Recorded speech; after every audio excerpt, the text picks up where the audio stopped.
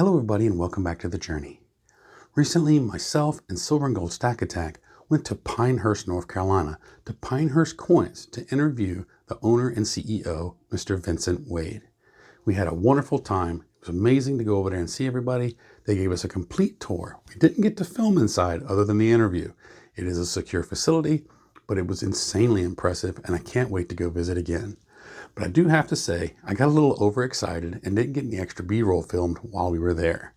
And actually, we got the things going. We were having microphone problems for about half the interview. So we had to get some of the audio off of the other microphones. It is all there, but it was in and out in terms of the quality of the sound. So please bear with me for about the first 12 minutes of the video, and you will see it all clears up and everything finishes out beautifully. And so here we go. Let me introduce you to Vincent Wade, the owner and CEO of Pinehurst Coins.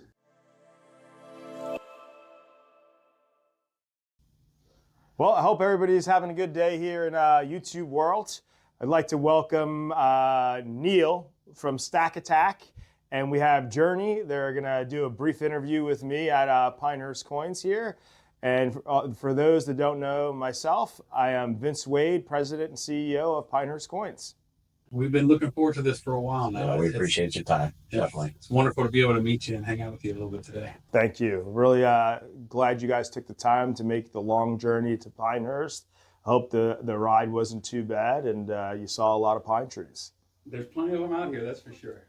Pine trees and police. That's what we're known for, Neil. Well, we'd like to go over some questions for you and get some feedback from you. Sure. I'm happy to answer whatever questions you'd like to ask. All right. Well, I'd just like to start off, what was your inspiration for the business? The inspiration for the business was I went from a collector to a dealer, you know. So my dad used to ride the train from Long Island, New York to New Jersey every single day. And somebody on that train actually sold him an American Silver Eagle, and he brought it home to me and gave it to me. And I think silver at the time was, I don't know, $2 an ounce.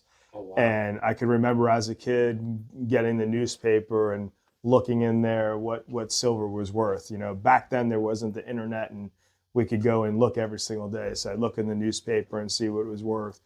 And I kind of put that collection away when I joined the military and forgot about it. And when I got out in 2004, I had a friend and I were talking, and he said, you know, you ever hear of a company called eBay? And at that time, I didn't know eBay.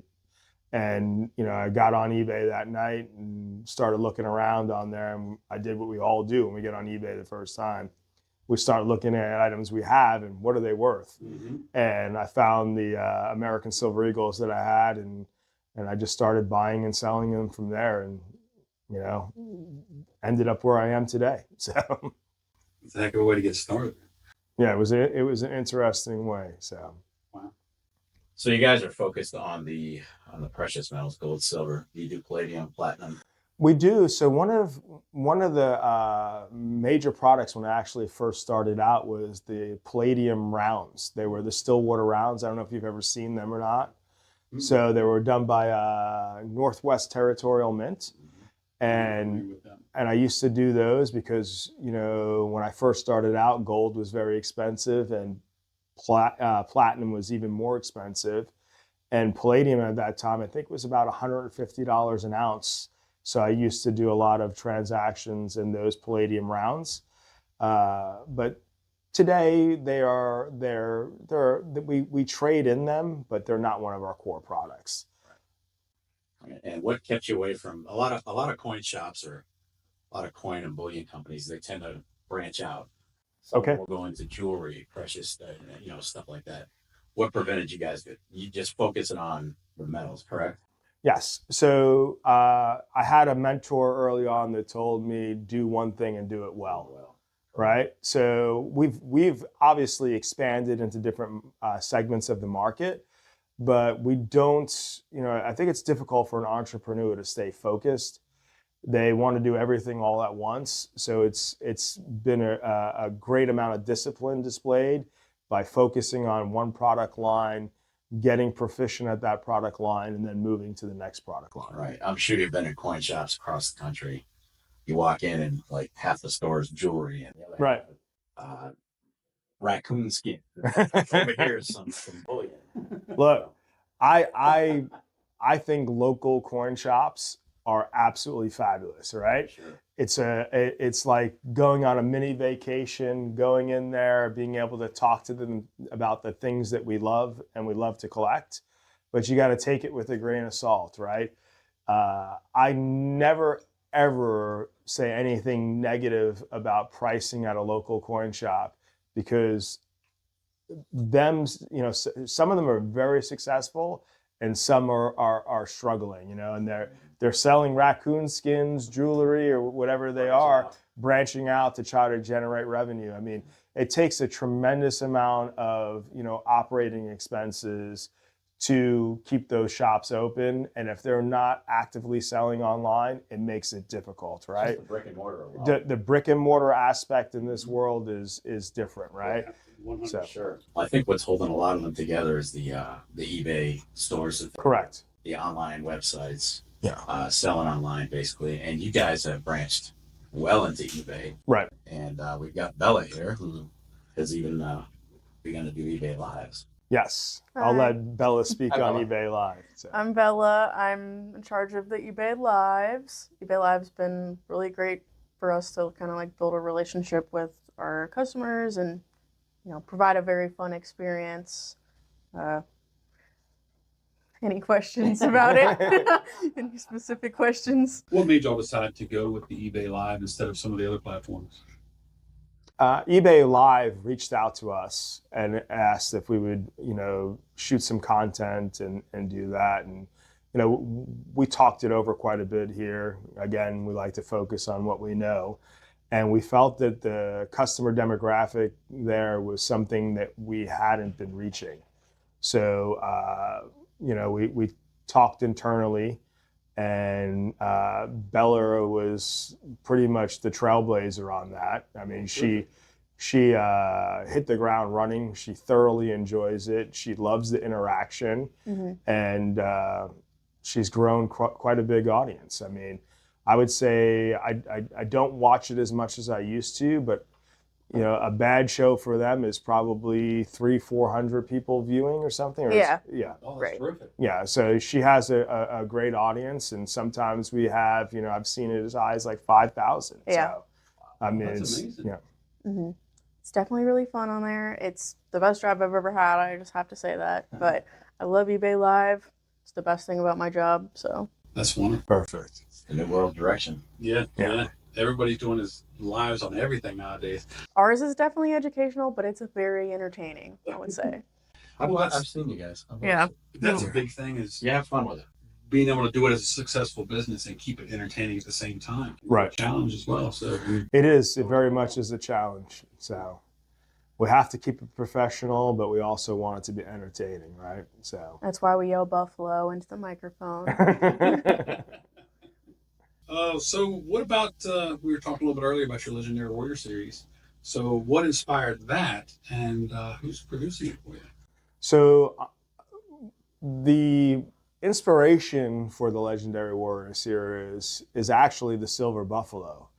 I don't think I've ever answered that question in an interview. So I don't even know. right. So and Breaking news. I was just sick of seeing the Silver Buffalo, so much of it. So. Thank you. Somebody else feels the same way. Right. Not that I don't love the Silver Buffalo. I love the Silver Buffalo, but I just felt like there wasn't enough options. So I wanted to do a product that could be produced pretty much for the same cost as the Silver Buffalo, but give a collectability aspect of it, right? And people would ask me, well, why didn't you do limited mintages and things like that? And again, I wanted it to be the cheapest cost it possibly could be for the actual stacker. If I start limiting the mintages, then we have to charge more for it because each die costs money, production, blah blah. So that's why we have an open mintage on all the designs. It's just to give some variety in the stackers and not pay an extremely high premium for them. The actual concept, I honestly don't remember how I came up with the Legendary Warrior concept. But when I did finally develop the concept, Bella and who else was involved? Ashley, Yeah. yes. Bella and Ashley, we gave them a few different sketches. Actually, it was another. I wasn't here for the sketches part, Okay, but right. I know it was Ashley. Yeah, Ashley and another employee, they gave me their concepts of what they thought the design should look like. And then I took those designs to a well-known designer, which I will not reveal right now. And he has done a terrific job doing every single one of the designs. So there are, I believe, 15 legendary warriors, some mythical, some actual people from history. And, you know, some of them are action-packed. Some of them are more portrait-esque, is what I would say. And so it's a little bit of something for everybody. And we do 4 a year, right? So. Yep. We currently that we have released is Eric Bloodaxe, Julius Caesar, Achilles, Alexander the Great, Genghis Khan, Geronimo, and Joan of Arc. The next one we have releasing is October 1st, the 1 ounce, 3/9 fine silver round of Spartacus. Oh, so there we go. And then about 3 months after the Bullion issuance comes out, we do a collectible one that's 1 of 500. It's a 2 ounce ultra high relief. And if you haven't seen one of those, they're something to see. But they are definitely not for the stacking community. So they are a collectible, right? They're silver antique and gold gilded, and I happen to design the label on them. So yes.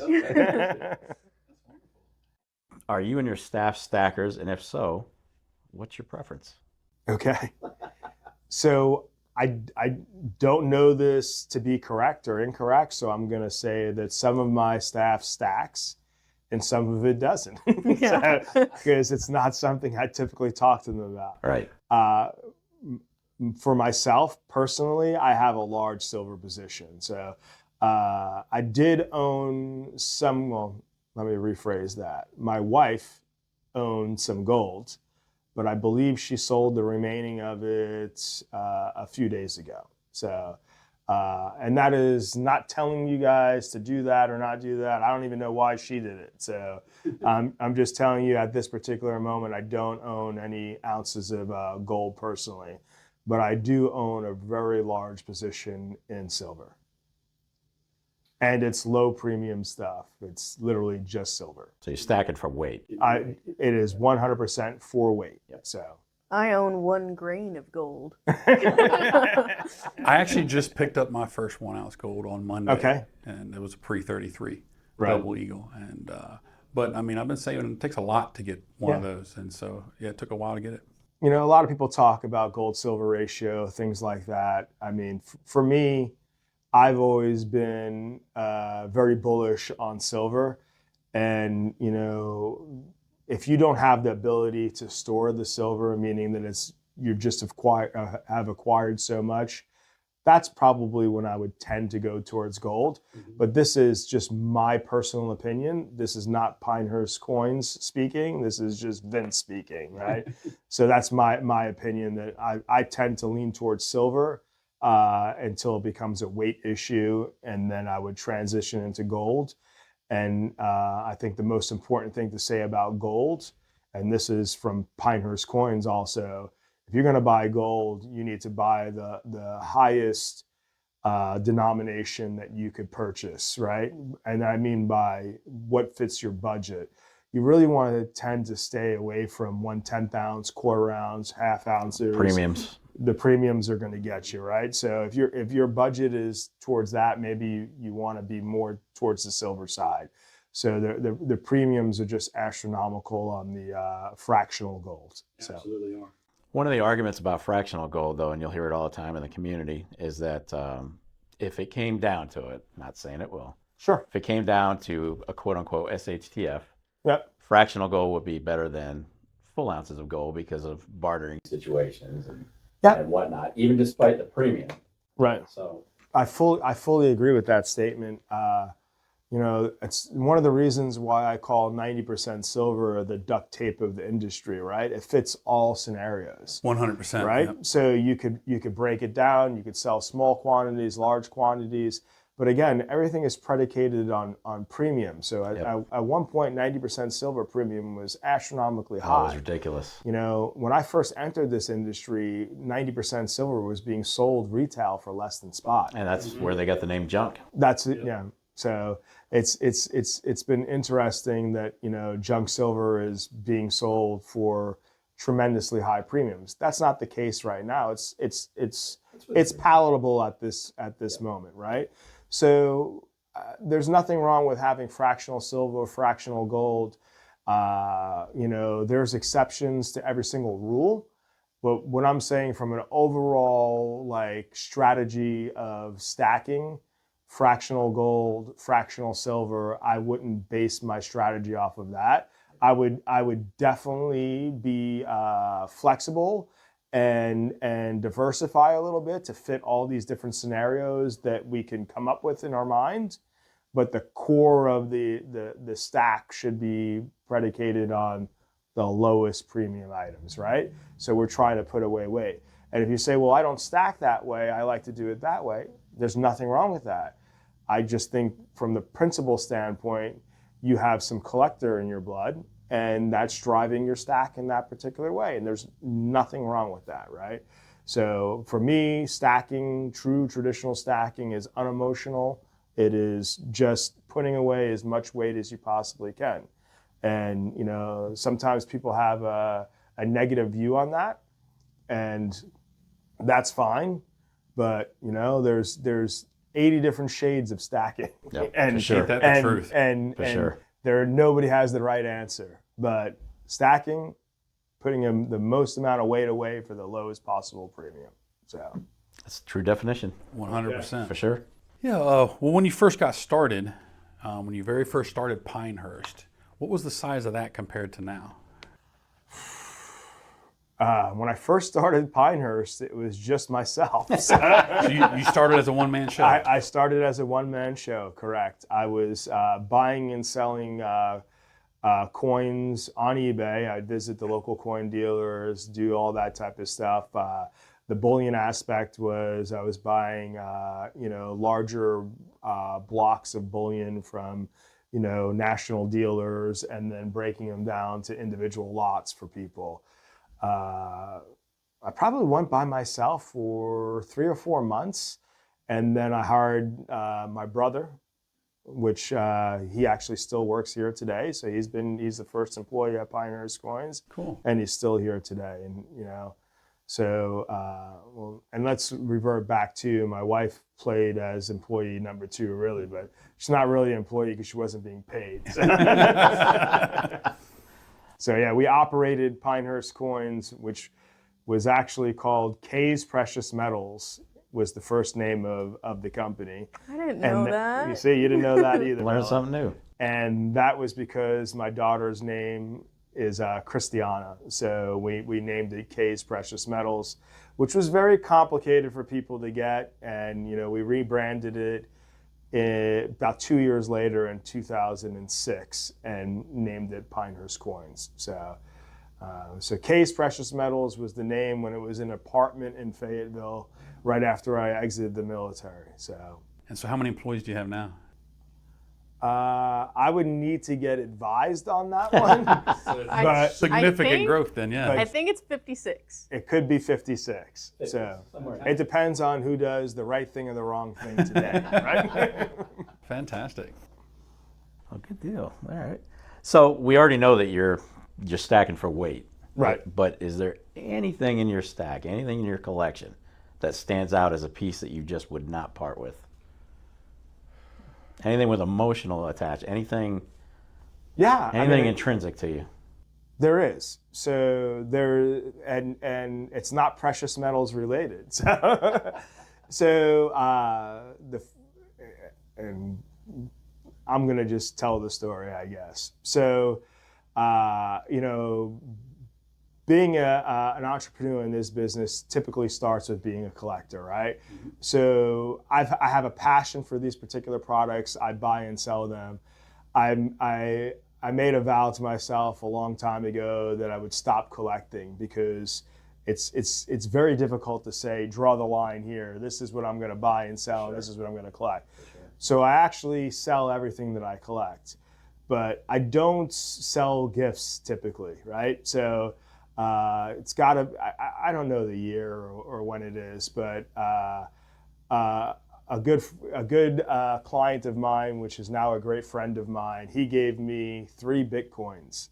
So, and they were on their Caucasus dollars. So those I still own today, and I will not sell them. So they're worth quite a bit of money now. So I think when they were given to me, they were worth total like $300, maybe $250. A little bit more today. And now they're over 60,000. Yes, they're over 60,000. But again, they were a gift. So sometimes I think about liquidating them, but you know, if my passion was to liquidate them, they would have got liquidated maybe when they were $1,000 each, right? So the reason why they're worth so much now is because they are what they are. So they were a great gift from a good friend, and they'll remain that way. And who knew back then?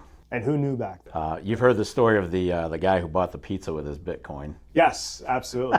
the first transaction with Bitcoin, right? Bought pizza. I am not an expert on Bitcoin. I did start accepting it right in the beginning. So Pinehurst Coins does accept payment as Bitcoin, but we actually convert that payment immediately into US dollars. So we don't speculate with Bitcoin. So We also do check, wire, credit, debit. Yep. Pretty much every form of payment we take. So except for IOUs. So.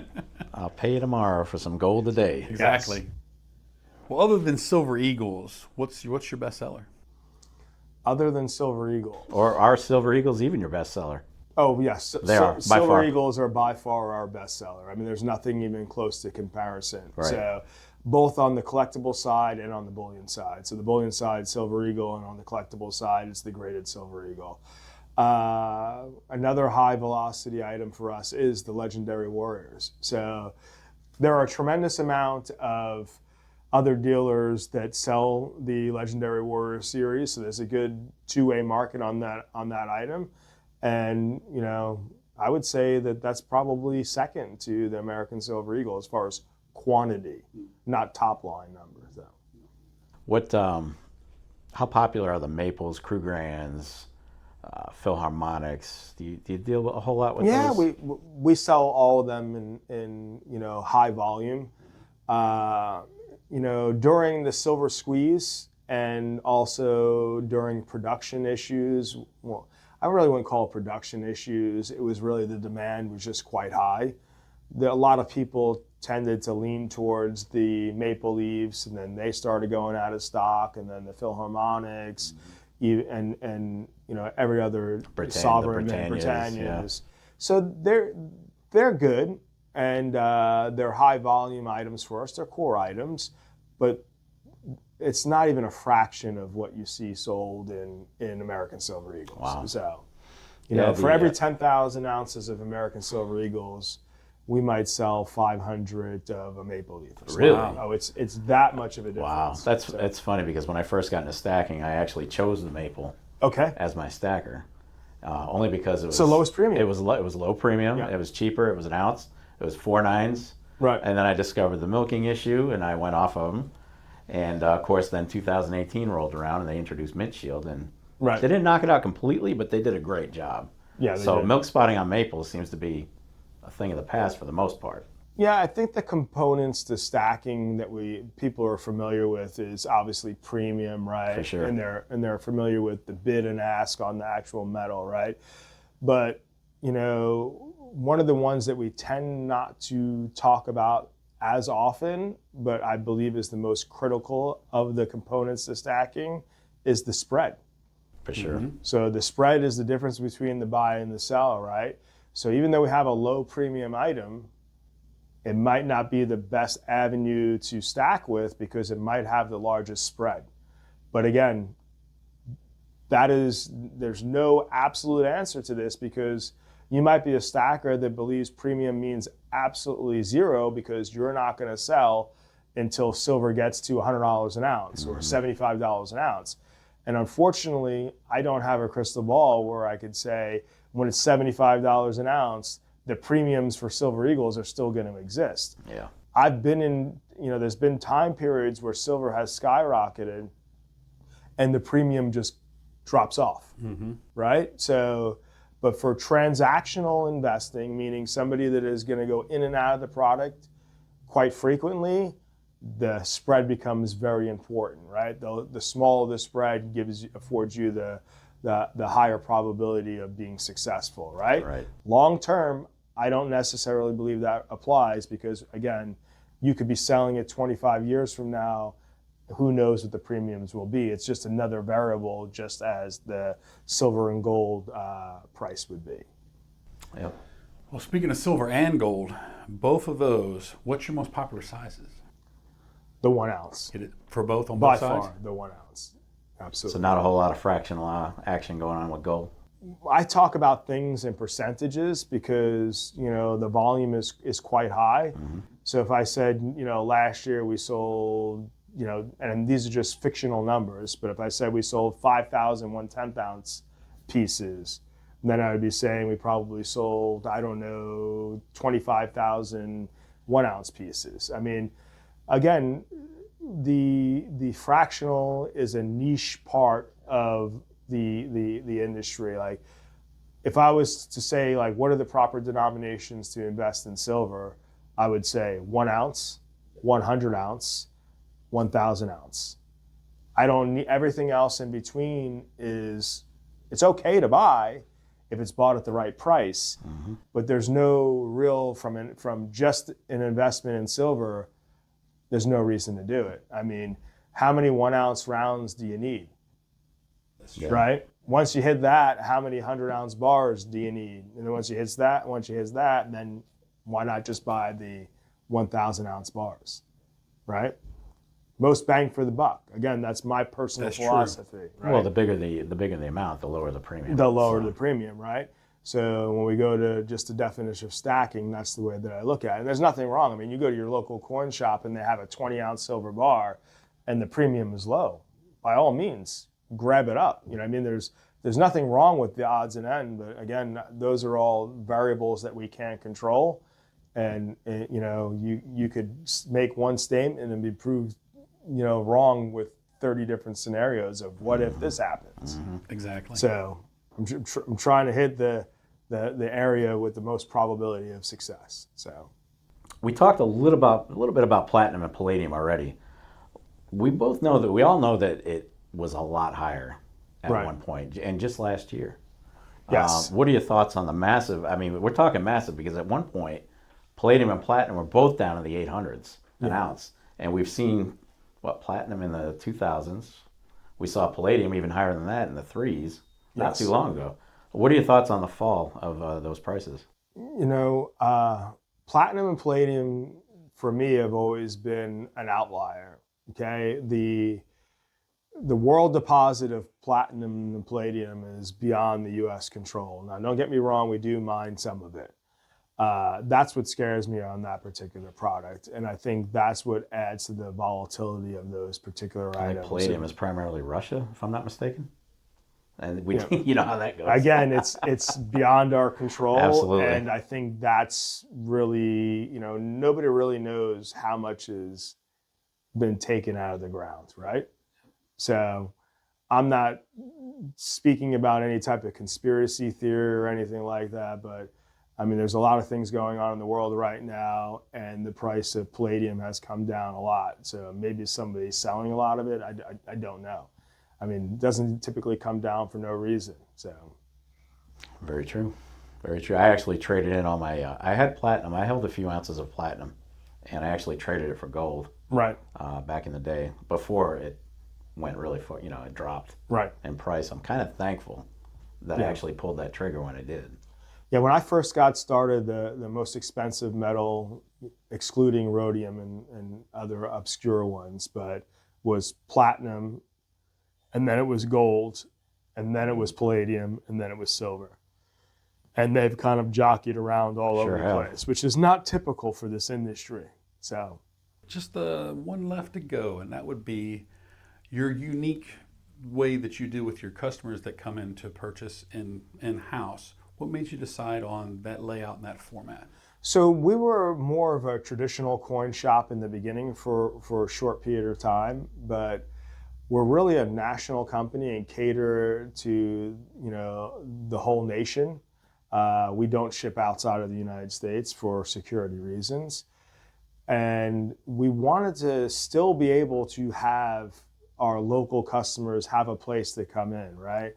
But in order to make it as cost effective and to meet our insurance requirements and make it for a safe place for both the people that are visiting us and for our employees, we elected to do it in the manner that we do today, which is more of a private transaction room, having one-on-one conversations, asking the consumer what products they want to see, and then retrieving those items. It just would not be cost effective for us to set up a display every single day and take it down. So that was the reason for that. So a little bit of background for those who aren't familiar with Pinehurst. Basically, as you walk in, you're greeted by the receptionist. Correct. And you're basically taken to a room where you talk to a consultant or an expert.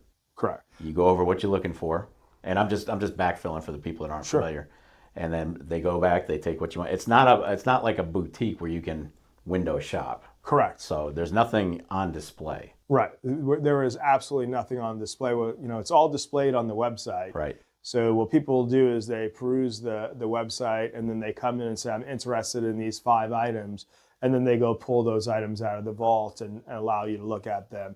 And if you buy nothing and just want to view them, that's perfectly okay, right? So it's not a hassle. That's what we're here to do. I mean, our interaction with the public is less than 0.5% of what we do, right? So most of our stuff is done online and wholesale and things like that.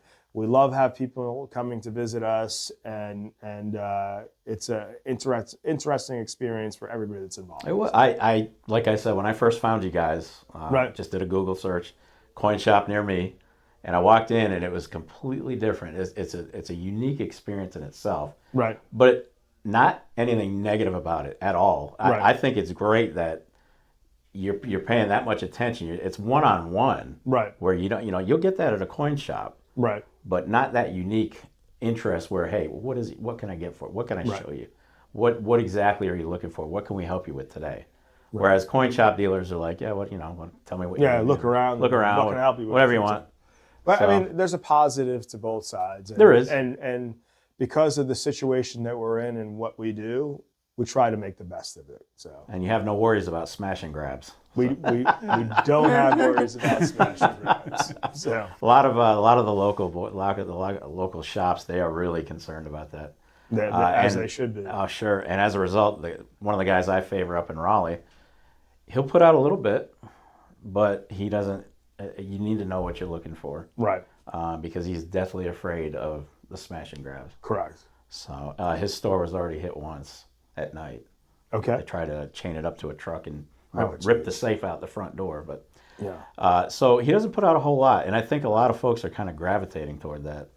Yeah, I think that is just the way that we have to be with the current circumstances. I mean, I can't tell you how many colleagues of mine have been robbed. So, I mean, it's the nature of the business, right?